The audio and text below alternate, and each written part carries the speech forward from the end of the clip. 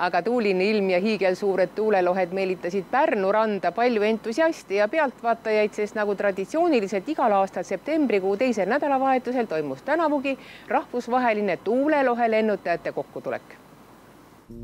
Kui enamasti tuleb tuulelohe peale mõeldes silme ette kolmnurkne väike lennumasin, siis Pärnu rannas olid esindatud nii hiigelsuured kassid, kaheksajalad, kalad, sisalikud ja muud tegelased. Me püüame hoida tuulelohesid praegu siin lendamas nii madalal kui võimalik, sest hästi palju on inimesed, kes tahavad pilti teha, et mida madalamat nad lendavad, eriti see suur kass ja siin, et just see võrdlusmoment, kuna taevas on, need on kõik tillukesed, aga kui tulla just siia tuulelohe alla, siis on näha see võrdlusmoment, et kui suured nad siis tegelikult inimesega võrreldes on.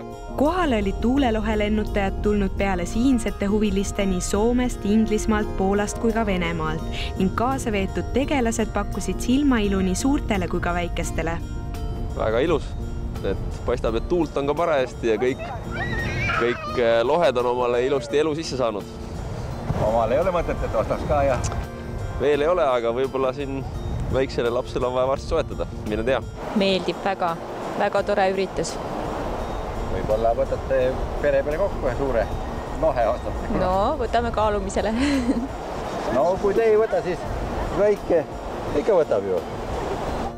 Korraldajate sõnul on Pärnu rannal juba 16. aastat järjest toimub kokkutulek justkui väike killuke suurtest välismaal toimuvatest tuulelohe festivalidest, mis Eesti rahvani toodud.